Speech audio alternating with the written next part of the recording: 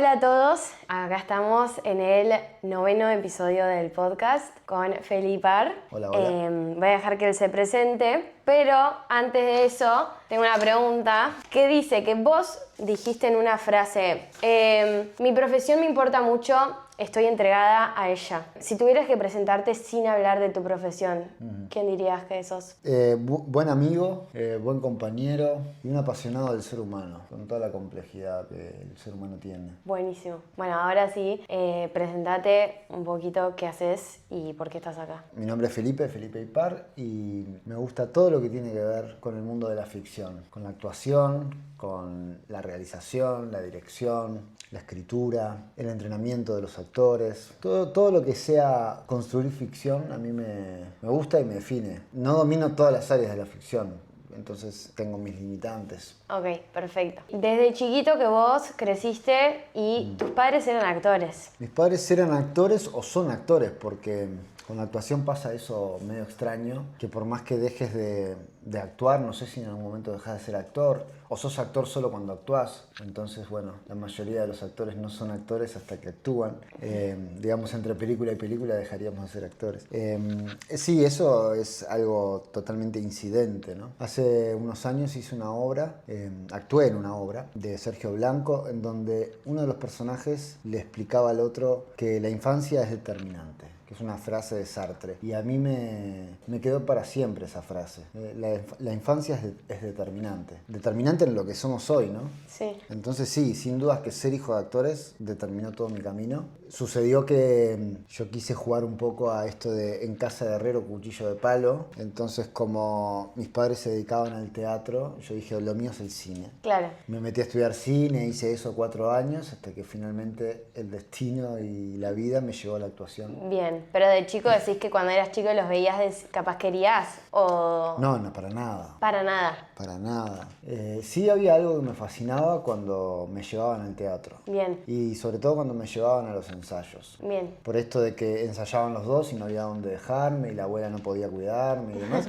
Entonces yo iba al ensayo. Y en el ensayo yo creo que ahí sí desperté un montón de cosas que hoy son mi pasión. Pero un poco me avergonzaba de tener padres actores. ¿En serio? Sí. Que en el colegio, ¿por qué? Sí, cuando tenés que explicar, ¿no? A qué se dedican tus padres y todo el mundo levanta la mano y dice profesiones o incluso trabajos que son como más terrenales y cotidianos, pero todos entendemos. Con la actuación pasa algo muy extraño que uno se avergüenza, hasta el día de hoy, a veces me pasa. Hoy ya me siento bastante en paz igual, pero hasta hace unos años me pasaba. De no animarme a decir, bueno, soy actor. De que la gente te pregunte si te vio en algún lado o Claro, que te arranquen a pinchar ahí. siempre está eso con la actuación, que es igual ser famoso o ser Claro. conocido. Entonces, si no sos conocido, entonces no sos tan buen actor. Claro. ¿Qué dice este que es actor? ¿Qué es actor? ¿De dónde salió? Si yo no lo vi en ningún lado. Sí, y ahí sí, tenés que explicar, bueno, actúo mucho en teatro, lo que pasa, y la mayoría de la gente no va al teatro, entonces es como bastante avergonzante. Después me reconcilié, en los últimos años estoy muy reconciliado con eso. Bien, buenísimo. Y contame, a los 15 años dijiste que como que te enamoraste del cine. Estos son todas cosas que yo fui aprendiendo en internet. De ti. Esas huellas que quedan de mí. Esas huellas, dejaste grandes huellas en internet, así que no es tanto un misterio. Ahora hay que cosas. sostener esas mentiras. A los 15 años me enamoré del cine. ¿Qué significa eso? ¿Por qué? ¿Y En cómo realidad, fue? en realidad me enamoré mucho antes, Bien. pero me enamoré del cine para querer dedicarme a él. Bien. ¿No? Primero me enamoré del cine como espectador, y eso sí fue mucho antes. Cuenta mi madre que yo miraba las películas de Chaplin cuando era niño, sin entender mucho seguramente, y me pasaba horas ahí. También El Rey León y Toy Story, 1.000.000 de veces cada una.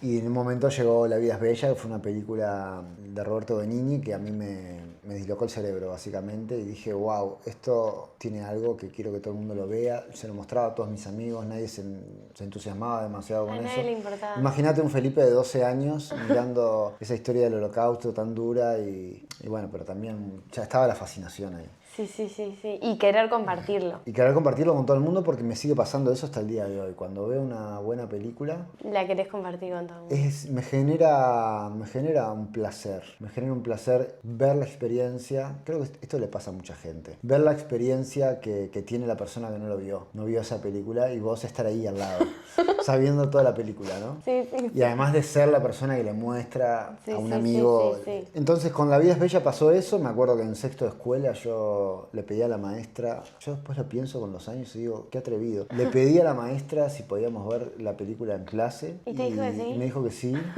Y hizo eso la maestra y yo fui el único que atendió la película durante toda la clase. Qué feo que es cuando querés que todo el mundo se emocione igual que vos con algo que le estás mostrando y a todo mundo, a nadie le importa. Creo que eso que estás diciendo está buenísimo. Es algo que me pasa a la hora de hacer cine. Claro. Entonces a los 15 años que me preguntabas, lo que descubrí fue eso. Fue como la posibilidad de decir, yo estaba entre ser jugador de fútbol o ser artista. Y descubrí que era el cine, el camino. Si bien toda la vida había escrito y también estudiaba pintura y dibujo, cuando dije, no, puedo hacer cine. No tengo ni idea cómo se hará, pero me copa la idea. Y ahí empecé como a hacerme cabeza de eso. Bien. ¿Y qué es? ¿Será que es porque estás como un poco rodeado también de artistas? Porque yo me acuerdo que cuando yo era joven, era como joven, sigo siendo joven. Muy joven, de hecho, para mí. Cuando yo era chica, Sí. me acuerdo que de chica siempre decía que quería ser actriz, y después fue como, en Uruguay no, imposible, Claro. como lo que consumo desde afuera, como, y vos que dijiste, yo puedo igual aunque no haya... No, es que nunca es un problema ese también. Nunca lo ligué a lo económico, ni al suceso, ni al éxito, ni a la posibilidad real. Todo eso me fui enterando con la adultez. Claro. Y preguntándome por qué me metí acá. Claro, vos dijiste, yo lo quiero hacer, va a suceder, y no te Es planteaste... que cuando algo te mueve y te apasiona, yo creo que no pensás mucho. Cuando veo a esas personas que se van un año de viaje por toda Latinoamérica y agarran su mochila y salen y tienen plata para los primeros 2 meses, digo, no estás planificando bien las cosas. Y sucede bien en casi todos los casos. Y lo que te mueve es una pasión que confías plenamente que lo vas a lograr y que vas a encontrarle la vuelta a todo. Creo que yo sigo siendo así hasta el día de hoy. Eso conlleva problemas, ¿no? De estructura económica para empezar, pero es el gran motor, es el gran motor. Divino. Entonces sí, no me pasaba eso. Igual tampoco me imaginé nunca en telenovelas de Cris Morena, ni por más que yo las consumía. No era eso lo que me atraía. ¿Qué? No sé, creo que siempre por esto que vos decís de nacer en casa de artistas, como que siempre aspiré a poder hacer algún día una película que realmente sea una obra de arte, ¿no? Como ese sueño. Bien. Más que una película taquillera. Bien, divino. Bueno, y entonces ahí terminaste el liceo y arrancaste comunicación audiovisual. Ahí arranqué comunicación audiovisual, 4 años, una licenciatura y ahí sí me terminé de confirmar que el cine me encantaba. Bien, También se mezcló con la comunicación, que era otra pasión, ¿no? también. Sí, porque cuando tenía 14, 15 años, el Felipe adolescente, que tenía muchas caras, una de esas caras era leer mucho el diario y acumular notas periodísticas con el objetivo de algún día armar un libro. En base a esas notas, que creo que la gran mayoría eran notas culturales, entrevistas a directores o actores que me iba encontrando en el diario, y tenía como esa fantasía periodística de, bueno, a los 18 voy a armar un libro, nunca lo hice. Ay, qué ternura vos ahí, Sí. adolescente. Sí, y ese gusto por la comunicación siempre estuvo. Bien. Entonces la licenciatura me juntó los Todo. dos mundos, la comunicación y audiovisual, además, ¿no? Bien, y ahí te recibiste. Ahí me recibí, tengo el título de productor audiovisual y después de ahí ya me fui a estudiar teatro. Bien, pero nunca, antes de arrancar a estudiar teatro, no ejerciste ni en nada del cine. No, porque no tuve tiempo, porque Bien. terminé la carrera y me metí enseguida en lo siguiente. Sí tenía un colectivo de cine con 3 amigos más, Sí, que se llamaba Club Cine Qua Non, sí. que ese colectivo tenía la militancia de proyectar cine todos los viernes en un lugar que se llamaba Calima Bar, y ahí proyectábamos cine gratis porque creíamos que se estaba perdiendo la proyección ya en ese momento. Estoy hablando del 2009, 2010. Salado. Y luego hicimos un festival de cortometrajes experimentales, documentales y de ficción, y armamos una gira por toda la costa de Canelones, Rocha, Maldonado, que se llamó Cine Nómade, en donde íbamos proyectando películas de cortometraje gratis en la calle. Divino. Sí. Eso es todo espectacular. Sí, ¿no? entonces era ese el contacto. Ustedes lo que pensaban que se perdía, que era la proyección como de que la gente salga de sus casas. Sí, como espacio de reunión. Bien. Porque tiene hasta un sentido político, ¿no? De congregarnos a mirar una película, no solo por las condiciones técnicas que de por sí ya merece una película, que es verla en un tamaño mayor a una pantalla, con un sonido que es mejor que el que uno tiene, eso ni que hablar, pero también por el espacio de reunión. Y además porque hay películas que son de difícil acceso, que la gente no conoce, que no llegas a ellas si no te las recomiendan. Entonces nosotros jugábamos un poco ese rol, como hacen las cinematecas, pero nosotros lo hacíamos gratis. Buenísimo, tremendo. Y hasta el momento no habías actuado ni nada. Hasta el momento no, actuar seriamente no. Había ayudado a mi madre alguna vez en las muestras de sus alumnos con algún personaje que ella me había pedido, pero yo no entendía nada de lo que había que hacer. Bien. Era como un vacío. Ok, y pasaste de eso a anotarte en la EMAD. Pasé de eso a anotarme en la EMAD. ¿Por qué? ¿Por qué? Porque Tabaré Rivero, que es el cantante de la Tabaré, daba un taller de teatro dentro de la universidad. Yo me anoté ese taller con el fin de aprender a dirigir actores. Ese era mi objetivo para seguir realizando cine. Cuando me anoto al taller, ensayamos una obra durante el proceso y cuando estamos por estrenar, Tabaré me dice, vos tenés que entrar en la EMAD. Yo le digo, no, eso es de mis padres, yo vine acá para aprender a dirigir actores. No, vos tenés que entrar a la EMAD. Y me lo dijo así como 2 o 3 veces, viste, yo no le di mucha bola. Y después los compañeros, que también eran compañeros de comunicación, no eran gente que quería actuar, me decían, che, pero vos sabés actuar. Yo no sé actuar, aprendí la letra y estoy actuando, pero... Entonces se ve que había algo intuitivo. Sí. De haberlo mamado en casa o de ver teatro desde niño, que ahí afloró. Pasé por la EMAD un día a averiguar cómo era, me dijeron, hoy es el último día para anotarse. Ok, anotame, le dije yo, voy a conseguir las cosas y doy la prueba. Si entro, y si no entro, no me cambia la vida, yo ya tengo otros objetivos. Creo que eso me ayudó a entrar, porque no hice la prueba con ningún tipo de ¿No la preparaste? Sí, la preparé, pero no la hice con ningún tipo de presión. Bien. La hice como una aventura. Entonces vos entraste porque tus compañeros y el profesor vio algo en ti, pero además vos también palpaste algo ahí, ¿cómo lo disfrutaste o fue como...? Y bueno, ahí está la cuestión de lo que los otros ven en vos, ¿no? Sí. Que a veces también te ayuda a despertar algo. Sí. Si nadie me hubiera dicho, che, te creí, capaz que ni me planteaba eso. Claro, seguías. Supongo que así han pasado muchas cosas en la humanidad, ¿no? Como alguien que le dicen todo el tiempo, che, qué rico que cocinás, y un día se empieza a plantear, bueno, voy a estudiar cocina, porque todo el mundo me dice cocino rico. Yo siento que hago lo mismo que todos, pero no, todo el mundo me dice. Claro. ¿No? A mí creo que me pasó algo así. Entonces me fui a estudiar actuación para ver qué era. Después eso me llevó mucho tiempo volver a recuperarlo. Esa cosa que me salió en la actuación, esa vez, por no saber. Ok, porque después entraste fuiste a la inscripción y entraste. Sí, y di la prueba, que tenías que preparar un monólogo de actuación dramática y de actuación cómica. No sé qué hice, seguramente un desastre. Pasé la entrevista, las pruebas psicomotrices, de canto y demás. Y después haces una especie ¿Hay que cantar además? Hay que cantar, sí. Hay que cantar y hay que también entregar unos trabajos escritos. ¿Y cantás bien? Canto bien, sí. De todas maneras, el actor sabe mentir como en el canto. Ahí cantaba mucho peor que ahora siento que canto bien. En esa época no. Igual pasé. Pero cuando entras a la EMAD, cuando pasás la primera parte, hay 2 semanas que se genera una especie de reality show en donde 40 seleccionados conviven durante 2 semanas en el famoso cursillo que se llama. Ok.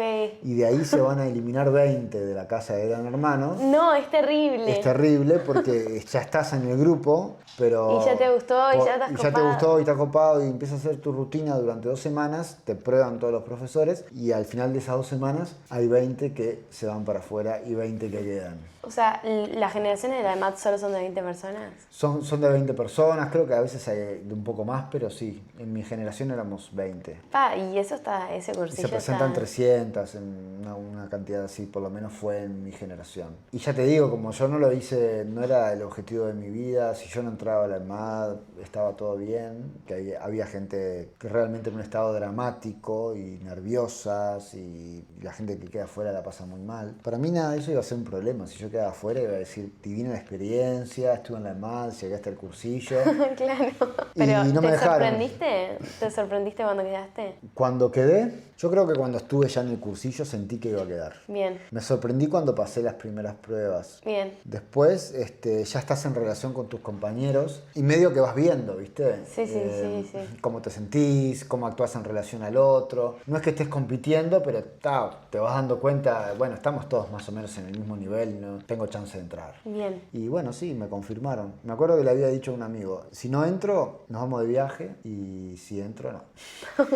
Y cuando llegó la noticia lo llamé y le dije, amigo, perdón, pero te tengo que cancelar el viaje. Y fue la manera en que yo le dije, entré en la EMAD. Bien, ok. Y ahí arrancaste la EMAD. Ahí arranqué, 4 años más. O sea, habías hecho 4 años de carrera y te metiste en 4 años más así directo. Sí, viste, como los médicos, pero dedicado al arte. Eso también me llevó a un ahogo, ¿no? Cuando terminé de EMAD, yo terminé ahogado después de estudiar 8 años seguidos, 2 carreras y sin mucha perspectiva profesional hacia dónde ir después de esos 8 años. No sé si me estoy adelantando a tus preguntas, pero ahí yo me fui a Nueva Zelanda. Hice una obra al año siguiente, actué y en el 2017 me fui a Nueva Zelanda 2 años. 2 años te fuiste a Nueva Zelanda. Sí, un poquito menos, pero casi 2 años. O sea, estudiaste 8 años de corrido, hiciste una obra Sí. y te pelaste. Sí, actué en una obra de creación con un grupo de amigos de la EMAD que hacíamos en una iglesia metodista que nos dieron para ensayar y trabajar ahí. Tremendo. Lo que ellos no sabían era el contenido de la obra, porque si no, no nos hubiesen dejado hacer la obra ahí, pero como no iban a ver los ensayos ni iban a ver las funciones. ¿Nunca vieron para qué prestaron la iglesia? Por suerte. Nosotros trabajamos en un espacio real que era la iglesia, con la cruz, y los metodistas no usan imagen, entonces era simplemente la cruz. Y la obra se trataba de una organización eclesiástica, una iglesia que tenía un servicio de caridad para ayudar a los pobres, que en realidad era todo un negocio para generar dinero y vivir de la pobreza. Era una obra que denunciaba un sistema totalmente corrupto a través de una iglesia y nosotros la estábamos haciendo en la iglesia. No puedo creer que los de la iglesia nunca chequearon para qué estaban prestando Jamás. Que era una iglesia, ¿vos sabés qué es esa iglesia? ¿Nadie la usaba o qué? Es una iglesia donde no funciona la misa, Ok. pero quienes la gestionan tienen como un espacio cultural y social donde hay de todo, desde un merendero hasta espacios de integración para el barrio, cursos de yoga y también grupos de teatro que éramos nosotros. Entonces era divino porque en las banquetas de la iglesia... Se sentaban los espectadores. Ahí se sentaban los espectadores a ver el espectáculo. No, es fuertísimo. Y en el pasillo del medio, yo era, digamos, el cura de la iglesia. Era el tipo más corrupto que podías encontrar. Y empezaba el espectáculo conmigo en el centro dando un discurso. Un discurso que además me acuerdo que un amigo me dijo hasta el día de hoy, me dice, ¿cómo te aprendiste toda esa letra? Porque era un discurso totalmente absurdo que no tenía ningún tipo de lógica y sentido. Y en el final de esa obra, te cuento esto porque me acordé ahora y es lindo, había un ataúd donde nosotros metíamos al indigente, que era un personaje muy entrañable, lo querías, ¿viste? Y se pasaba toda la obra buscando un alfiler que no encontraba. Y lo metíamos ahí porque nosotros lo usábamos para hacer plata. Claro. Estoy hablando de los personajes, no de las personas. Lo usábamos al indigente para hacer dinero y un día una persona del público se levantó, entró en escena, fue hasta el ataúd, lo agarró y lo sacó y lo rescató. De la emoción, no pudo, Sí, no pudo no intervenir en la obra. No, qué fuerte. ¿Y cómo te tomás eso cuando alguien interviene en la... Es el ¿Cómo mejor seguís? regalo que te pueden hacer. ¿Y cómo seguís? Era ya el final de la obra. Ok. Y ahí los personajes se acomodaron, improvisamos algo y dijimos, bueno, vaya. Alguna cosa así. pero es lo mejor que te puede pasar. Increíble. Sí. Sí, que alguien haya conectado al nivel Sí, que a mí tuvo me que parece intervenir. fascinante cuando pasan esas cosas en el teatro, que hay mil casos, cuando alguien se para y le grita algo a un personaje, no al actor, ¿viste? No, horrible aprender a actuar, eso sí es desagradable, sino cuando le gritan algo a un personaje porque toman postura, ¿viste? Zarpado. Eso me parece alucinante. El teatro, si sucede eso, para mí, ya está, cumplió su ¿Pasa objetivo. mucho o no? No, pasa muy poco. Muy poco, y cuando Muy pasa poco. es como mágico. Estás queriendo que pase en realidad, que la gente se involucre. Es que eso es lo que tiene el teatro. Tipo, Sí. está sucediendo ahí, puede, o sea, puede variar Sí. ¿no? Sí, Que no puede pasar en una película, que ya está y hecha. no, y ya está hecha. No, las películas se discuten en el bar. El teatro es un poco maleable como en eso, más allá de que separe a alguien del público, como va variando. Sí, hay diferentes tipos, ¿no? Hay un teatro más burgués, hay un teatro más de calle, hay un teatro más popular, hay un teatro más culto. Entonces cambia según la atmósfera, según el espacio teatral, según la obra. Es como que a veces sentís que hay espectáculos, estás en el Solís, un silencio tremendo y sentís, che, yo acá si gritara algo quedo como un desubicado mal para el resto de la vida. Sí, sí. Que igual ha pasado mucho. Pero si estás en un tablado es para eso, ¿no? Claro. Para gritarle cosas a los murguistas. Claro, bien. Antes de pasar a que me cuentes lo de Nueva Zelanda, vi que vos y tu generación, tu generación supongo que es tu generación de la Amado, o no sé si le llaman generación a la generación de Un poquito más artistas amplio. más Sí, amplio, un poquito más amplio. y que son como artistas creadores, de que eso no era así antes, como que es algo nuevo de esta generación. Sí. ¿Qué es un poco eso? Yo justo escribí hace muchos años un artículo que se llamaba La generación teatral del movimiento, en donde observaba que se estaba gestando algo que hoy en día ya está totalmente instalado, Bien. que era esto de ir rotando entre nosotros, ¿no? Donde hoy escribe Jimena, dirige Felipe, actúa Pedro, mañana Pedro es el que dirige, Jimena es la que actúa y Felipe es el que escribe. Entonces esa rotatividad se dio muy generacionalmente. Nos hicimos así, nos formamos así entre los amigos del teatro. Y antes no era así, era yo soy actor, si quieren. A ver, en la historia del teatro y en Uruguay han habido historias de colectivos que trabajaron así. Sí. Sí, sí. Pero lo que empezó a pasar, que antes no pasaba, a partir de los 90, es que todo el mundo escribe, todo el mundo dirige, todo el mundo actúa. Sí, sí. Antes sí se rotaban los roles, pero había uno o dos dramaturgos en el grupo. Claro. No mucho más. De hecho, bueno, mis padres, que son actores de teatro, jamás se sentaron a escribir una obra. Claro. No estaban en sus planes. Hoy es difícil encontrar una actriz o un actor que no haya escrito ya, aunque sea para probar en su casa, una obra de teatro. A ver cómo le queda. Bien. Porque las propias ganas, porque ya vimos que es posible. Escribís una obra, te juntás con 2 o 3, armás un equipo, te presentás a un fondo o la haces en tu casa, pero es un formato que se ha dado. Y yo le puse así a ese artículo la generación teatral del movimiento, porque me daba la sensación de que lo único esencial que teníamos era eso, era movernos de espacios, movernos de grupo, movernos. ¿Viste? Rompe un poco el formato de la compañía tradicional. Sí, que cada uno tiene su rol asignado y se perfecciona en ese rol. Se perfecciona en ese rol y trabajás siempre con el mismo grupo. Ahora trabajás, creo yo, a partir de esta generación, eso se asentó, trabajás en cada proyecto con un grupo nuevo que se gesta. Bien. ¿No? Obvio que hay grupos que tienen continuidad y que trabajan Sí, siempre porque juntos. trabajan bien y les... Pero se da mucho esto, de decir, se arma un equipo de la misma generación para este proyecto. Y luego ese equipo se rompe también. Bien, buenísimo. Bueno, entonces pasamos a... Terminás, hiciste esa obra, Sí. terminás la EMAD, 8 años de carrera seguido y agarrás y te vas 2 años a Nueva Zelanda. O sea, ¿por qué? Básicamente porque no aguantaba más. No, también porque tenía un gran deseo de vivir en el exterior, que era algo Bien. que yo quería hacer y vencer ese miedo y cumplir ese deseo. Y además tenía una deuda con el hablar inglés fluido. Bien. Y entonces dije, bueno, cierra por todos lados, vámonos. Y nos fuimos con 3 amigos. Éramos 2 parejas en ese momento, parejas que ya no existen más en nuestras vidas. Y nos fuimos 2 años, espectacular. Una experiencia que recomiendo a todo el mundo. Llegar ahí a la tierra del Señor de los Anillos, ¿viste? Más allá de esto de la Working Holiday, que Sí, nosotros sí. no fuimos con ese plan. Fuimos a una cuestión un poco más sacrificada incluso, porque yo no saqué la Working Holiday, no la logré. Y mi novia de ese momento sí, y dijimos, bueno, vámonos igual. Y nos fuimos como a ver qué pasaba, y fue duro. Hubo o 4 meses de mucho nerviosismo. Claro, porque a vos te podían sacar. Sí. Podés ir renovando cada 3 meses la visa de Sí. turista. Sí. Tenés que ir demostrando que tenés fondos para quedarte en el país y demás. Pero la realidad es que nos habíamos ido ya a Nueva Zelanda, ya habíamos hecho el movimiento, habíamos mudado nuestras casas, habíamos cerrado nuestros hogares. Había que quedarse más tiempo ahí, no podíamos volver a los 3 meses porque era un fracaso.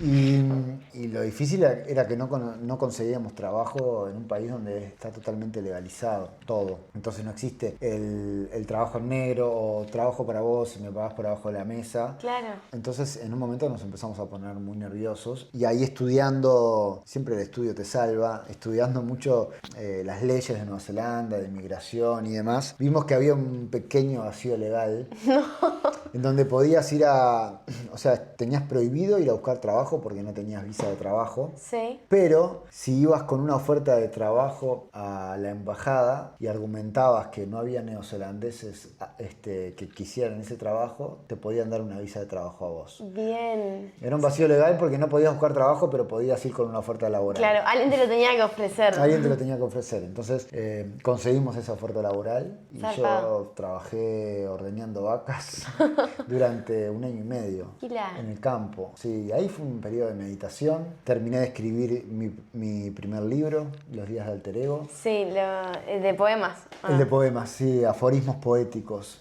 Y que era un material que yo tenía escrito durante 6 años antes de irme a Nueva Zelanda. Lo cerré ahí, lo publiqué con Irrupciones, una editorial que ya lamentablemente no existe más. Y bueno, me sirvió para eso, ¿no? Para conectar con O sea, lo no que es. desconectaste del arte en ese tiempo. Mirá, no, jamás en mi vida, pero sí del arte colectivo. Que es Bien. algo que siempre tengo en mi vida. Siempre estoy haciendo proyectos con alguien. Bien. La escritura es el espacio de soledad e intimidad. Eso fue lo único que mantuve. Leer y escribir y mirar películas. ¿Y de qué trataban los poemas? Mira, ese libro que se llama Los días de Alter Ego, yo partí de un ejercicio que era tratar de escribir todos los días o todos los días que lo sienta un aforismo poético, es decir, una afirmación sobre el mundo y sobre el mundo personal, de cómo me siento yo. Y muchas veces lo hacía como un ejercicio de adquirir vocabulario, ¿viste? Cuando me enfrentaba leyendo una palabra que no conocía, me llevaba esa palabra y decía, bueno, hoy de noche voy a escribir un aforismo con esta palabra que aprendí hoy. Bien. Entonces era medio un ejercicio también, ¿no? Yo tenía la obsesión de que había que ampliar vocabulario, no sé por qué. Hoy ya no tengo eso. Creo que el libro me ayudó a matar esa obsesión. Sí. Hoy es como que al revés, ¿viste? Me gusta escribir palabras que todo el mundo pueda entender. Bien. Pero en ese momento pasaba al revés. Como que sentía... ¿Te gustaba hacer como más complejo, más...? Sí, me gustaba ser más complejo y sentía que también para ser escritor había que ser complejo. Tenía Bien. esa confusión. Incomprendido, ¿no? Claro, y que pases 10 horas leyendo el aforismo hasta que encuentres algo ahí. Claro, bien. Por suerte entendí que no, eso es una mentalidad de principiante, pero bueno, ahí quedó ese libro. ¿Y por qué publicarlo con un seudónimo y no con tu nombre? O sea, capto que es tu nombre... Al revés. Sí, pero ¿por qué esa elección? Sí, Epilef Rapí, que era algo que yo bromeaba mucho porque me daba una sensación turca, Sí. que también me reconozco a veces en la cara. No sabemos en mi familia si Ipar es un apellido vasco, porque es una palabra en euskera que significa norte, pero está plagado de Ipar en Turquía y tenemos los rostros del País Vasco y los rostros de Turquía. Bien. Entonces hay algo que nunca se terminó de entender en la familia, cuál es la real procedencia del apellido. Y cuando hice ese juego de dar vuelta el nombre, Sentiste que era sentí medio una turco. especie de turco y también algo medio de euskera, que es el idioma de los vascos. Entonces me gustó. Y como se iba a llamar Los días de Alter Ego, Claro. dije, no me voy a poner con mi nombre, voy a usar un Tiene que alter ser ego. un alter ego. Y solo eso lo publiqué con ese nombre. Después no. Después publicás con el tuyo. Después publico, sí, con mi nombre. Bien, entonces estábamos en Nueva Zelanda, dedicaste ese tiempo como medio retirito espiritual Sí. y mucha conexión con las vacas. Sí, muchísimo. Aprendí un montón de cosas ahí, ¿no? Yo en ese momento era vegetariano, Sí. no vegano, pero era vegetariano. Y entendí el maltrato que hacemos con los animales. Digamos, tuve que ser parte de esa maquinaria, ¿no? Claro. Yo jamás les pegué, jamás lastimé a un animal, pero me consta que se hace y me consta que es muy violento el hecho, ¿no? de embarazar a las vacas para que den leche. Yo lo pienso en humanos, si hiciéramos eso con las mujeres hacemos cosas terribles lamentablemente en el sistema, pero si hiciéramos eso nos entenderíamos de la gravedad de la que estamos hablando, ¿no? Embarazar mujeres para solo sacarles la leche, poder beber esa leche y las mujeres que no queden embarazadas, matarlas. Bueno, eso es lo que se hace con las vacas en un tambo. ¿Y ahí te hiciste vegetariano o Ya era vegetariano. Bien, ¿y ahí, ahora? Ahí me tiré más hacia el veganismo. Ok. Me asqué de tomar esa leche cremosa. Sí, está 1 año y medio. 1 año y medio fue duro. Ordeñando esta salada. Sí, y ahí tuve también un momento clave en mi carrera artística, porque un día vino el jefe y me dice, tengo una propuesta para hacerte, yo quiero ir desligándome de a poco de la administración del campo y me gustaría que vos pases a ser el administrador, yo empezar a retirarme, me quiero dedicar a mi familia y a otras cosas, vas a hacer muchísimo dinero, me dijo. Y cuando me dijo eso, lo miré enseguida y le dije, no, muchas gracias. Ok. Fue como, son esos momentos en donde se te abre la puerta y vos decís, si entras te va a costar muchísimo salir, ¿no? Bien. Yo sabía que yo no estaba en el mundo para eso. Bien. Que si me metí ahí iba a tener un montón de bienestar material, pero O sea, no estabas en el mundo para manejar un campo. no es lo que a mí me interesa en la vida. Yo estaba en Nueva Zelanda porque estaba respirando del arte que yo tanto he dedicado. Y bueno, y mi objetivo era seguir viajando un poco más por Asia y volver a mi después país. volver. Obviamente que también me enfrenté a cosas muy duras de discriminación, ¿no? Porque cómo te ven los neozelandeses, con este color de piel, con esta cara, diciéndoles que sos de Uruguay, no entendiendo dónde está Uruguay. Me preguntaban si había energía eléctrica, a esos niveles, te estoy hablando de verdad. Y claro, y él me vino a hacer un planteo como que, bueno, ahora vas a poder traer a tu familia y salvar a toda tu clase. ¿Viste? No, tranquilo que no, mi vieja va a venir a visitarme en vacaciones y se vuelve, ¿viste? Como, no entendía nuestra realidad. Claro. Y también fue una experiencia buena estar del otro lado, ¿no? Sí, obvio. Obvio, eso es de escuela de la vida. Sí, una escuela de la vida total. Pero bueno, ahí fue clave porque después de eso yo dije, no quiero trabajar más en un trabajo formal, Bien. que es lo que había hecho toda mi vida. Ah, ¿habías trabajado antes entonces? Yo toda la formación la hice trabajando. ¿De qué? De todo.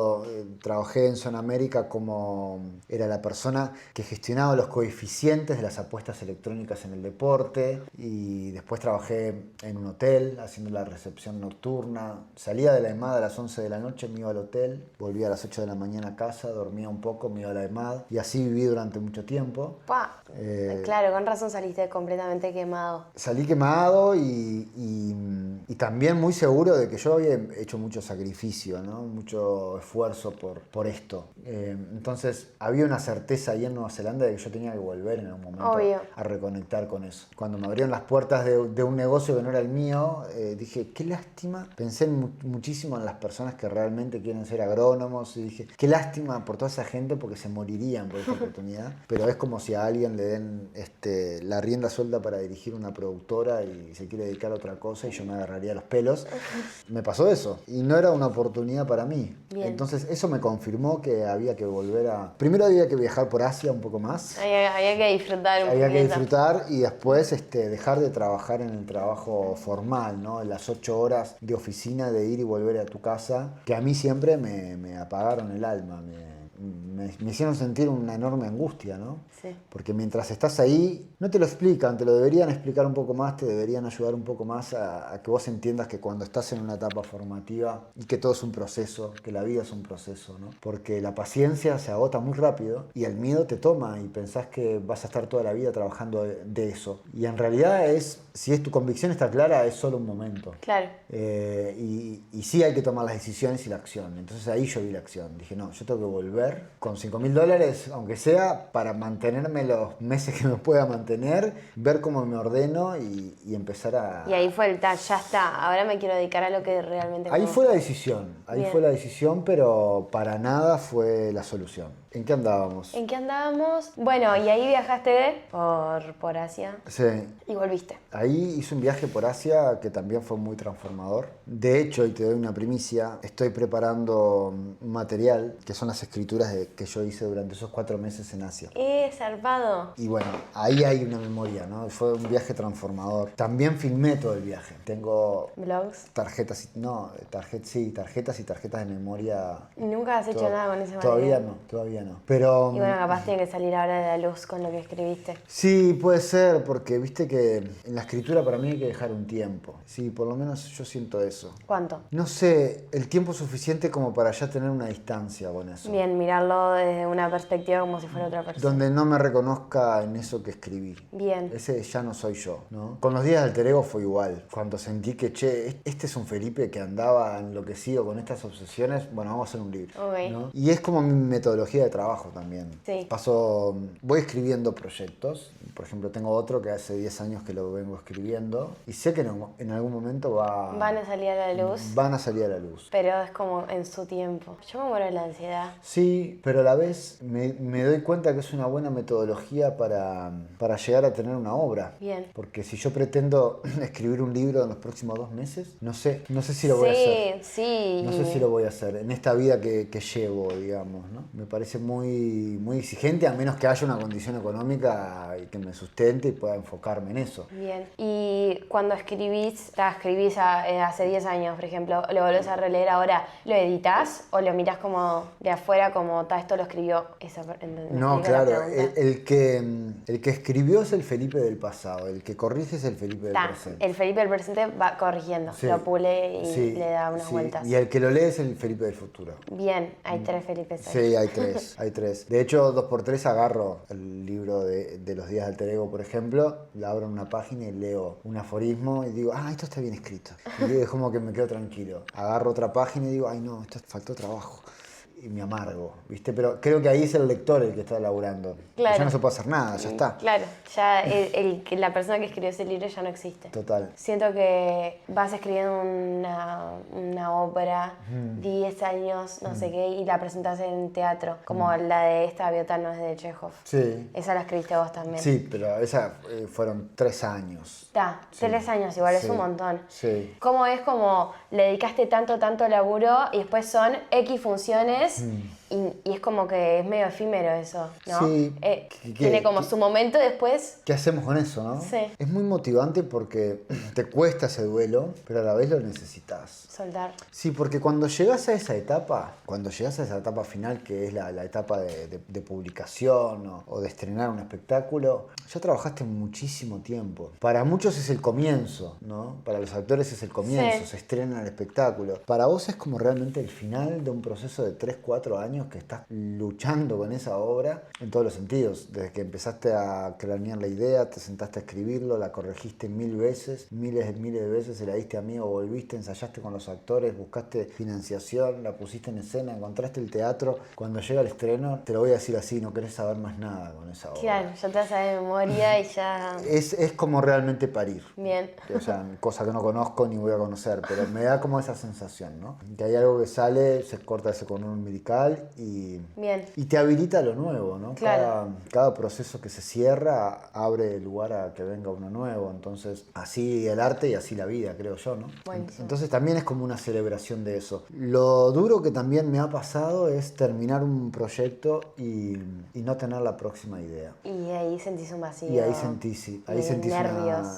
sentís una angustia y te volvés a preguntar qué estoy haciendo, cuál es el sentido de lo que hago, te mareás.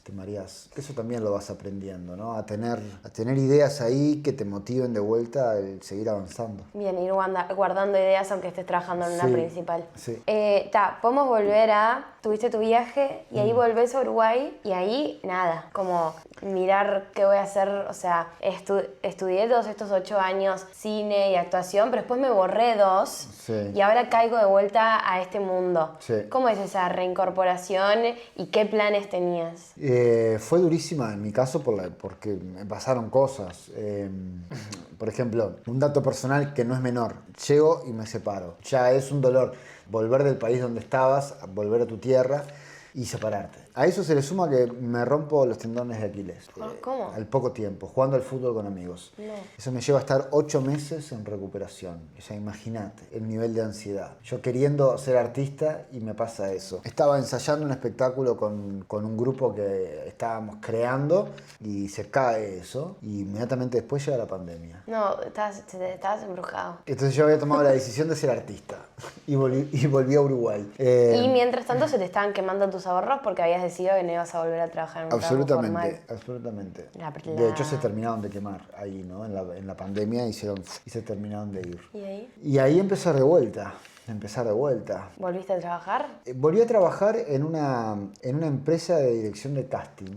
Ah, es verdad que me dijiste que trabajaste 3 años. 3 años, que eso fue importante. Si bien era muy sacrificado y a veces tomábamos hasta 100 casting por día, es muchísimo. ¿Te gustaba? ¿Sabes lo que me gustaba? Jugar a dar direcciones bien rápidas y eficientes y lograr que todos actuaran lo que yo pedía. Bien. Como que ese entrenamiento me gustaba. Ven, más de director. Sí. Como mini director en pocos minutos. En pocos segundos, te diría, porque, viste, se te arma una cosa muy automatizada de pasar al frente, perfil a un lado, perfil al otro lado, dar media vuelta, manos arriba, manos del otro lado. Me acuerdo hasta el día de hoy el speech. Bueno, mira, lo que tenés que hacer es agarrar esta pasta de Parece que lo dientes. estás a punto de meter preso. Sí, total.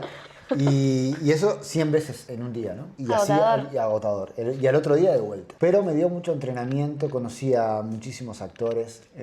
También tomé casting ahí de cine y de proyectos, de los cuales después también empecé a ser actor de esos proyectos y de esas otras direcciones de Se casting. paraba el director de casting y se venía... Me pasó eso, ¿no? De pedir, ¿puedo hacer este casting como actor? Y me dijeron que sí. Entonces, nada, así también se va abriendo un camino, ¿no? Bien. Y fue una experiencia bárbara en ese sentido y me puso muy en comunidad y en red con la gran mayoría de los actores que hay en Uruguay, o por lo menos en Montevideo, porque la gran mayoría ha pasado alguna vez por algún casting de publicidad, entonces era yo la persona que tomaba ese casting. Claro. Y ya nos conocemos entre todos, ¿no? Entonces dejó algo. Y volví al trabajo formal de alguna manera, pero ya era enfocado. Más de lo que te gustaba. Ya era enfocado, era por primera vez dando un paso hacia lo que me gusta, no era Bien. trabajar en un hotel o trabajar en el campo. Sí. Estaba trabajando con la actuación. Bien. Obvio, a los 3 años dije, me quiero ir de acá, porque quiero teatro, cine, quiero otras cosas. Claro, era publicidad y no era... Era publicidad y algunas películas de plataformas, ¿viste? Muy películas que no miro, digamos.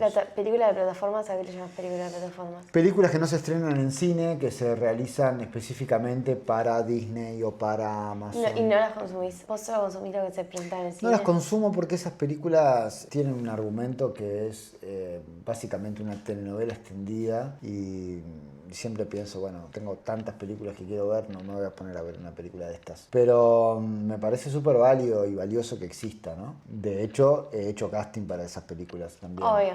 Pero no soy consumidor de No es a lo que cine. aspirás crear vos. Ni aspiro a crear ni consumo, tampoco miro. Vos tendés a crear o a querer crear lo que consumís. O sea, consumís, ¿me explico? Trato que haya esa coherencia. Bien. Sí, o sea, no trato- es que estás mirando un reality show y después querés crear arte. Lo que pasa es que en la vida del actor te vas agarrando también de lo que podés. Es difícil tomar decisiones, aunque decir que no es súper importante. A veces no tenés mucho margen. Tenés que ir haciendo algunas concesiones para ir entrando en un mercado si es lo que te interesa, ¿no? Y sí me pone muy feliz. Este año fue muy bueno para mí porque estuve en proyectos de cine que me gusta. O sea, fui actor de un cortometraje cuyo director hace un cine que es el cine que a mí me gusta, que se llamaba Jamar, de Nacho Giannini. Ok. Que la cinematografía de Nacho fue como... me tocó el corazón. Dije, me encanta ser actor de esta película porque yo la miraría. Claro. Eso es lo máximo para mí, ¿viste? Antes de ganar el Oscar o cualquier otra cosa, prefiero eso. Claro. Que exista esa coherencia de poder Ese actuar. orgullo de que vos sentís cuando ves lo que haces. Sí, de ser parte del cine que me gusta. Bien. Eso es lo que mayormente pido que suceda. Bien, ok, entonces estábamos en que 3 años en castings y en paralelo que estabas también con proyectos, obviamente. Sí, en paralelo siempre estuve con proyectos que decimos con Enzo, vamos a hacer el libro del fracaso, porque tengo una historia como de 8 proyectos, casi todos correlativos, y que se cayeron. O sea, no llegaron a estrenarse y se estalló un año de repente, ¿viste? No, ¿por qué no llegaban a estrenarse? Por diferentes razones. Una, primero que nada, mi inexperiencia en una metodología de trabajo que yo hacía, que era trabajar el texto con el equipo Sí. y generar los espectáculos desde la grupalidad. Y bueno, me faltaba conocimiento para terminar de desembocar de buena manera en la confianza de los actores y en el buen desarrollo de la producción de los espectáculos. Cosas que vas aprendiendo en el camino, ¿no? Y entonces un poco se debió a eso, otro poco se vio a que éramos todos inexperientes, los actores y yo. Entonces también había una falta de compromiso y uno se empieza a bajar y se baja el otro y quedó en una película y sale otro proyecto y se desmotivan con tu proyecto y se enamoraron del proyecto de al lado. Entonces, Claro. todo ese tipo de circunstancias que te empiezan a jugar en contra. 8 al hilo que no... 8 al hilo. Pa, Sí. eso es terrible. Sí, fue bastante terrible. De hecho, me acuerdo que la octava yo dije, ok, acá paro y me voy a dedicar a otra cosa. No lo sé hacer, no tengo más fuerza, no tengo más energía. Y cuando dije eso, como energético, ¿viste? Cuando dije eso, me sonó el teléfono y era una invitación para entrar de actor en un espectáculo y hacer giras por Europa, por Latinoamérica. Entonces fue como, ok. Nuevamente una señal de donde yo tengo que estar. Te estabas por bajar. Me estaba por bajar de todo este tren y me vuelven a subir. Bien. Así que bueno, y así viene siendo. Ok, vamos a entrar en eso, pero Dale. vos siempre igual, a pesar de que hayas hecho la EMAD, o sea, por lo que veo, tu sueño es más como siempre desde el lado de director, ¿o no? O tu sueño también se debía ser tipo bruto actor. Ahora estoy volviendo a hacer el camino de la actuación. Ok, Lo que me puede aclarar que la actuación me gusta en el cine más que en el teatro. Y ¿por qué? lo entiendo más ese lenguaje Ok. a la hora de actuar. Bien. Me siento menos expuesto, me divierte más hacerlo. Creo que entiendo bastante de cómo se hace una película, entonces hay algo ahí que... Cuando estoy ensayando en teatro me come el mono. Y todo el tiempo me habla la cabeza, es como que me estoy autodirigiendo y eso puede ser un poco perjudicial también para las personas que me dirigen. Ok.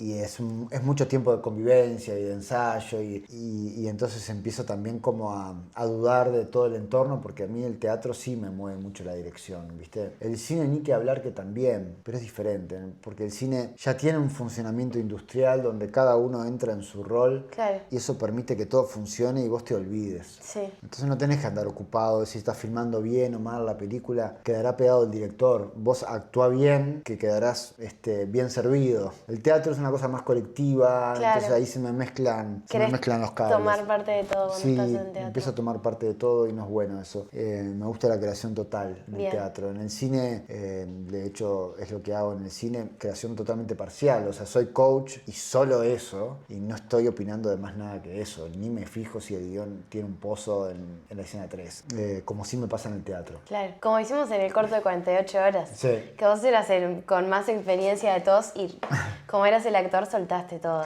Sí, es fascinante. Además que como actor es lindo dar esa posibilidad, ¿no? Obvio. A que te lleven, a que te dirijan, a que te guíen. Vos me coachaste todo ese cortometraje y eso es fundamental, ¿no? Entregás toda tu confianza porque vos sabés que cuando dicen acción, el plano es tuyo y el trabajo es tuyo y en definitiva haces lo que querés. Y está en tu dominio, Buenísimo. así que sí. Buenísimo. Bueno, entonces te llaman y te vas en una compañía que a dar vueltas. ¿Cómo es eso? La compañía de Sergio Blanco, que es un director franco-uruguayo que escribe muy bien y yo había sido asistente de dirección de ese espectáculo. Ok.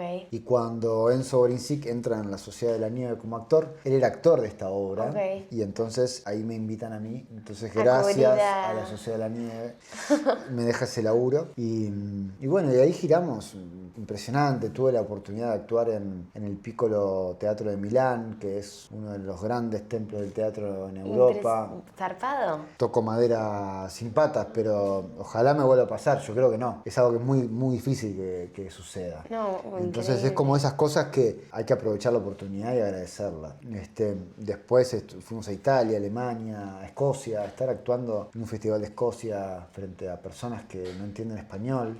Y subtitulado, No, salado. con un zócalo arriba, sentir esa libertad a la hora de actuar, de que no están entendiendo lo que yo digo, por fin. Entonces puedo no decir cualquier cosa porque me hace perderme a mí y a mis compañeros, pero hay algo que se relaja. Sí, se libera. Se libera. Pero tenés que estar muy fuerte en las expresiones, porque Sí, de todo lo que se agarran. Sí, tenés que estar como siempre en realidad, Sí.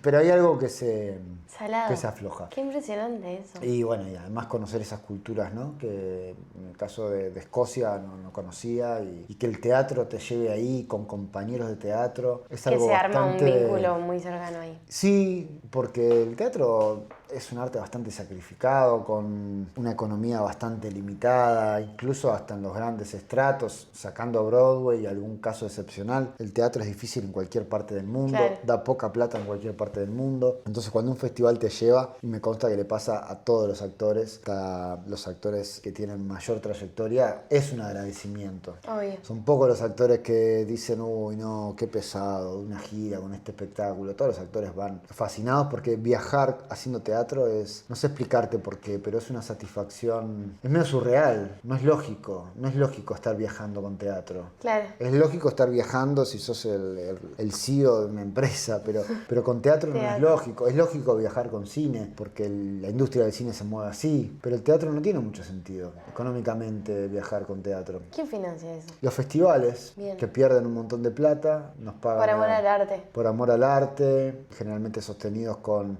instituciones fuertes o con estados que invierten en cultura. Por suerte está sucediendo acá también en Uruguay. Bien, ahí dijiste eso de como que es difícil en cualquier parte del mundo vivir del teatro y que toda la parte económica y que es poco lógico viajar por teatro y y me lo vinculo con la obra que hiciste, la de Esta gaviota no es de Chekhov, Sí. que hablan de eso de Sí. como un teatro en decadencia y por qué estamos acá y por qué seguimos haciendo teatro si es tan complicado y por qué siguen haciendo teatro y por qué la gente sigue yendo a ver teatro aún con todo esto que decís no es lógico. Me encanta que estudiaste.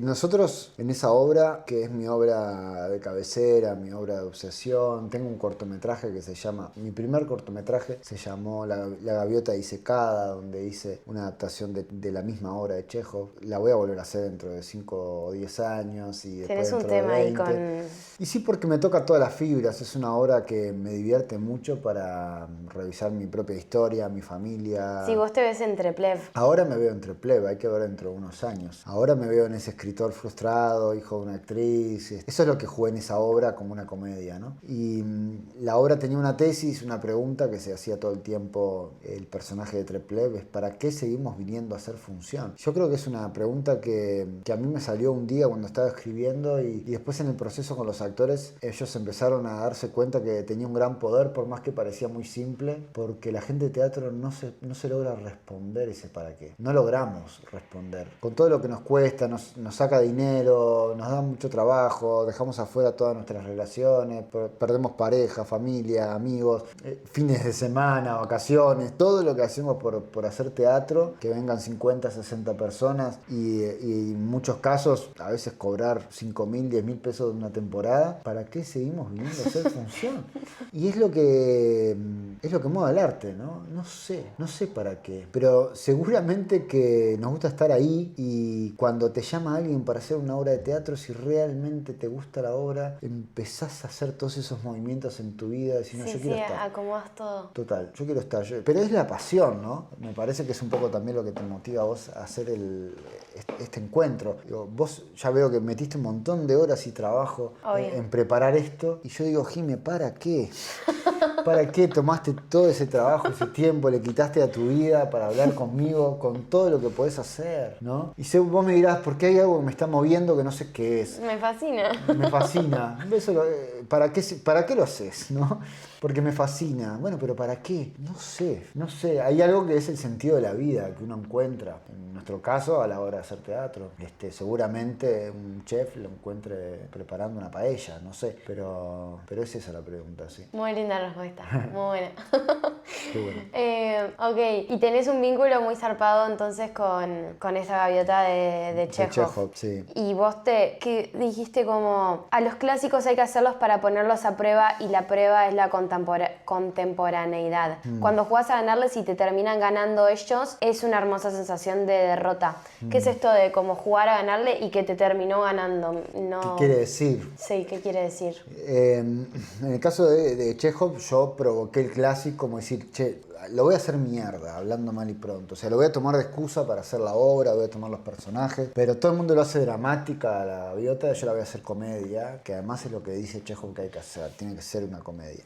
Y claro, y la obra después te la empieza a dar a vos, porque tus textos empiezan a quedar demasiado de Felipe y los textos de Chekhov se nota que son mejores. Claro. Y vos querés cambiarle cosas a la obra que al final la obra te empieza a mostrar, si me cambiás esto, pierde todo el sentido. Vos decís, es verdad, hay que dejar esto. Y al final lo que empieza a ganar es ese corazón que tiene la obra, que le habla al mundo contemporáneo, mucho más de lo que vos estás haciéndolo. Impresionante. Entonces ahí volvés al sentido de decir, claro, por esto es un clásico. Por esto es un clásico. Sí, como decís, esto no puede seguir estando vigente y claro. Lo desafías y te me demuestra que lo que sí creo que hay que desafiarlo también. Claro. Yo no creo que haya que ir a los clásicos regalados, ¿viste? Decir, bueno, tomame y hacé de mí lo que quieras porque sos un clásico, sos Shakespeare, tenés todo ganado y subimos al escenario y te hacemos tal cual vos decís. No, yo creo que hay que tratar de, en mi caso, en mi poética, tratar de matar ese clásico, dársela. Y si es tan bueno, a ver, es como volver a ver Titanic, ¿no? Sí. Que es una película que se hizo en los 90, o sea, en la década del 90, y con toda la tecnología que hay hoy en día, vos volvés a ver Titanic y sigue siendo un peliculón que no podés dejar de ver. Entonces me volvió a ganar, ¿no? Claro. Esa es la sensación. Y decís, bueno, está bien, es un clásico, por algo Titanic es un clásico. Y no lo digo yo, pero yo me pongo a ver Titanic provocativamente. A ver si lográs sobrevivir al mundo de hoy, porque hoy ya se hacen cosas mucho mejores, y la volvés a ver y decís, sí, total, sobrevive perfecto.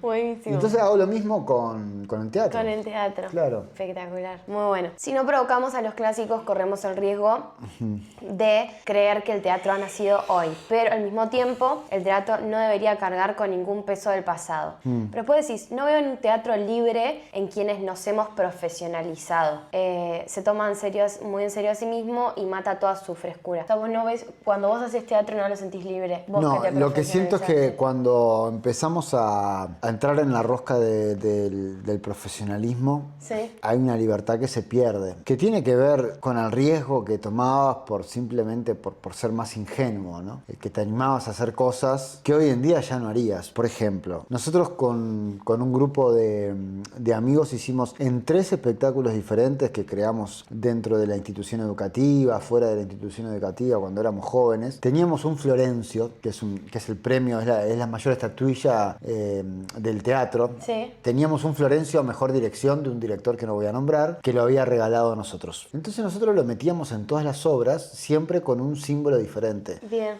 Una vez apareció adentro de un cajón mientras iban sacando cuerpos muertos de la dictadura y salía el Florencio. Otra vez estaba entre todos los cachivaches de un indigente. Bien. Entonces tenía siempre un sentido político muy fuerte. Bien. Hoy en día, ese gesto No jugaría. creativo no te animás a hacerlo. No porque te pese lo que piensen los integrantes del Florencio, que igual sí te vas metiendo en ese sistema, Obvio. te va absorbiendo, ¿no? Sí. Perdés esa rebeldía, perdés esas ganas de decirle al mundo y te queda un poco fuera de caja, digamos, ¿no? Ya no quedaste vos un poco veterano para hacer ese chiste tan joven. Entonces un poco eso y en general creo que es lo que pasa cuando te vas profesionalizando. Hay una libertad y un riesgo en el arte que vas perdiendo. Te va quedando una esencia de esa personalidad más anarca que yo tenía, por ejemplo, cuando era joven, o lo contestatario que siempre fui con las estructuras políticas y autoritarias y patriarcales, pero ya no sos el que eras.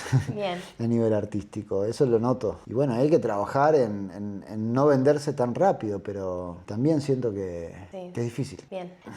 Ok, te fuiste al Líbano. Me llevaron al Líbano. Te llevaron al Líbano. Sí. ¿Me puedes contar un poco esa experiencia? Me generó mucha intriga. Sí, es una experiencia increíble. Viajé 48 horas de ida y 48 horas de vuelta desde Uruguay para poder llegar a ese país. Eso era el cierre de una residencia que hice durante 2 años con un programa de residencias italiano de la ciudad de Nápoles que convocaba a diferentes artistas de diferentes países, entre ellos Uruguay y entre ellos el Líbano. Entonces todos los países, además de aportar con artistas, aportaban con ser la sede. Bien. Y entonces a nosotros nos tocó, por fortuna, porque nuestro grupo estaba integrado por un francés, un italiano y un portugués, una italiana y un portugués, nos tocó ir al Líbano. Es decir, no podías ir a uno de los países de cuyos integrantes había, ¿no? Entonces fuimos al Líbano porque no había nadie del Líbano en nuestro equipo y fue una experiencia chocante,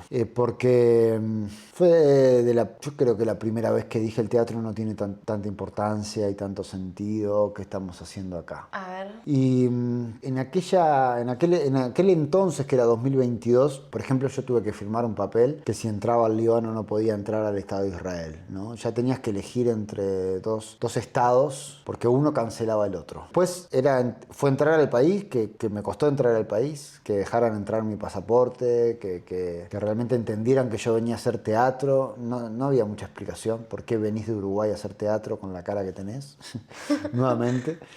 Y sospechaban mucho de mí cuando estuve en migraciones. ¡Qué horror! En el Líbano. Y es que realmente no tenía mucha explicación, ¿no? ¿Por qué yo estoy viniendo desde Uruguay al Líbano a hacer teatro? Que ni siquiera era una obra, o sea, a investigar. Era muy sospechoso. En un país que había energía eléctrica 2 horas al día, donde estaban los grupos militares y paramilitares por todos lados, donde la Hezbollah el grupo terrorista de la Hezbollah había tomado toda la ciudad y había cartelería por todos lados, veías las paredes baleadas, había habido una explosión, una bomba hace menos de un año, muy fuerte, bien cerquita de donde nosotros estábamos. Entonces, estás en esos contextos, una cultura maravillosa, ¿no? O sea, un país espectacular, con una cultura maravillosa, con una gastronomía que no se puede creer, una historia en la poesía y en el arte que a Uruguay le da 1500 vueltas, pero solo por la cantidad de tiempo que hace que esa gente esté ahí. Y entre medio de todo eso, nosotros encerrados en una sala de teatro, cerrando nuestro proyecto de residencia. Increíble. Y bueno, y cumplimos con esa burocracia, pero la verdad es que nos dimos cuenta que no tenía sentido lo que estábamos haciendo. Que había que estar en la calle, había que conocer esa realidad y había que dejar de hacer teatro ya. Había que hacer otra cosa. Entonces fue... ¿Otra cosa qué? Y salir a hablar con la gente, preguntar si alguien necesita ayuda, entender un poco más la realidad que estás viviendo, ¿no? No encerrarte en una sala de teatro. Fue la primera vez que yo sentí eso. Qué salado. Sí, y también en ese sentido ya me enseñó todo lo que me tenía que enseñar. Y después, bueno, me traje un montón de amigos de ahí, me traje un montón de conocimiento. Increíble. Y una experiencia en el cuerpo que es totalmente intransferible. Tal cual. Bueno, y ahora un poco al presente. Vos estabas full metido en el teatro por un tiempo, hiciste esta obra tuya y todo. Y ahora estás transicionando más para el cine.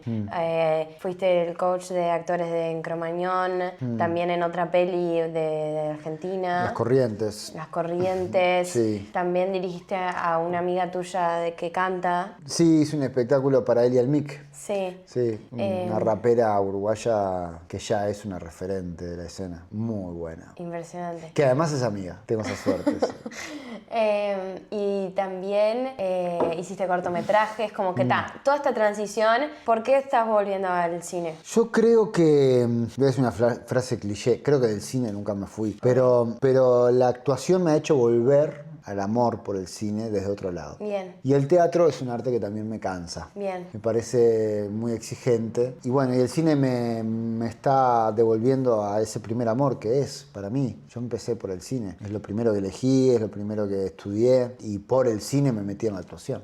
Lo que sucede ahora es que con el bagaje de la actuación es un volver al cine totalmente diferente, ¿no? O sea, ya no miro solo el plano. Mirás a los actores. Y antes miraba el plano y el montaje y la música y un poco de guión. Sí, ahora miro a los actores. Y sos coach actoral también. Sí. Te arrancó a copar eso. Y no, y estoy intentando aprender a actuar lo mejor que se pueda en ese lenguaje. Entonces es un volver diferente. Me estoy también, bueno, estoy más grande, creo yo que algo más maduro. Y encuentro también cuáles son mis directores de referencia, cuál es el cine que quiero hacer. Y el teatro, mira, te voy a contar algo bien sensible que capaz que te cierra la pregunta mejor. Cuando mi abuela se estaba muriendo, recibió a mi madre en la habitación y mi madre, muy angustiada por la situación y todavía siendo actriz de teatro, le pregunta un último consejo a mi abuela y le dice: mamá, ¿qué hago con el teatro? Porque siento que quiero dejarlo un tiempo, pero después tengo miedo de no volver a hacerlo nunca más. Y mi abuela le respondió: no te preocupes, nena, que ese no te va a abandonar nunca. Y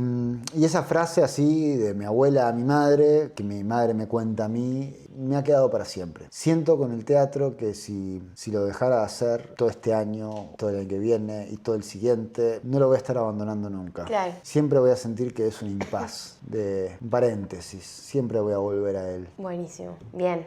Viste que vos tomás varios roles, esto de, bueno, a veces sos coach actoral, a veces sos director, a veces es el dramaturgo, a veces el actor. ¿Hay alguno de esos que te sientas más vos o que te apasione más, que te des predilección por alguno? ¿O, Mira, ahora te gusta eso de mezclar? Ahora estoy enamorándome de la docencia, porque si bien siempre la ejecuté, creo que no había contactado con la vocación y la importancia que tiene. Tal vez porque los espacios educativos en donde yo trabajaba, o sea, quiero decir, me autogestionaba las clases. Ahora que estoy trabajando para instituciones, me entusiasmé. Bien. Porque siento que hay una posibilidad de formar nuevos creadores y es lo que más quiero, ¿viste? Me decían el otro día, me agradecieron mucho los estudiantes por la generosidad y yo creo que no se puede ser docente si no tenés esa vocación, ¿no? Claro. Yo quiero que me superen todos, que además es muy fácil superarme, pero quiero que suceda eso, ¿no? Que ayudar, poner un granito de arena para generar más cultura y mejor,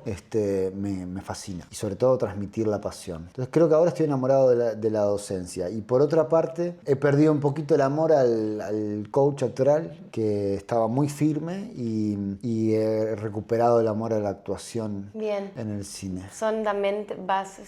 Son etapas. Bien. Son etapas, sí. Ahora, por ejemplo, me daría un poco de pereza dirigir una obra de teatro. Ahora te digo, porque Claro. este año dirigí 2 espectáculos. Claro. Entonces, a priori digo, no me quiero ver ahora de vuelta ahí en ese rol. Claro, necesitas un poquito de ese dinamismo. Sí, sí. Bien. Y vos sos, eso también lo leí por algún lado, que sos como re abanderado de la cultura, como eso de, sí, nunca te va a ser rentable.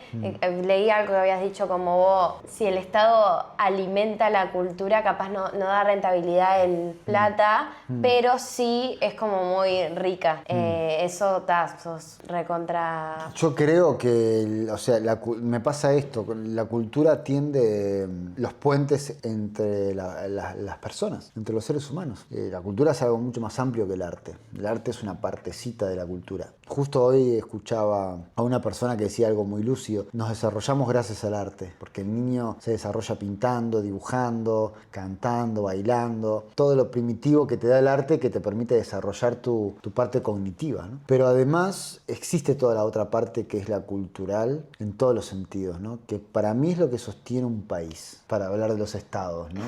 Lo que sostiene una sociedad. En la cultura nos integramos, nos enfrentamos a lo diferente, las diferencias se encuentran. Mi vieja siempre me dijo: el arte te abre la cabeza, ¿viste? Y es algo que lo fui entendiendo con el tiempo. Sí, realmente, si todos miráramos películas, seríamos más tolerantes. Sí, porque te ponen la perspectiva de los demás. Pero además está todo esto que te decía hoy de la parte cultural de organizar una proyección de cine, ¿no? Y juntarse. Donde 20 personas se encuentran y de repente se conocen y quedan para hacer planes el viernes que viene, que hay otra película de no sé qué o hay un recital de no sé dónde. Esa capacidad de integrarnos nos salva, en vez de aislarnos como están haciendo las redes sociales, por ejemplo. Entonces yo creo que es eso, la cultura es el pilar fundamental de una sociedad, a diferencia de lo que hoy en día se cree muchas veces que es la economía, ¿no? Yo creo que la economía tiene que estar, obviamente, pero con economía no crecemos y con cultura sí. Eso es lo que yo siento, ¿no? Buenísimo. Justo ayer, el capítulo de ayer es de economía, así que Espectacular.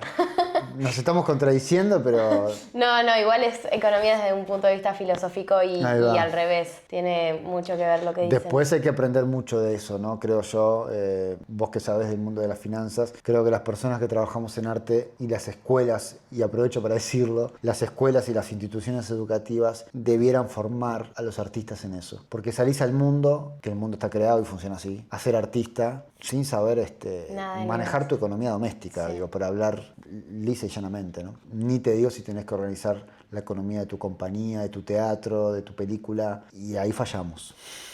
Gracias, Feli. Gracias, Jimé. Gracias a la gente que esté ahí escuchando. Terminamos. Gracias por escuchar. Vamos arriba.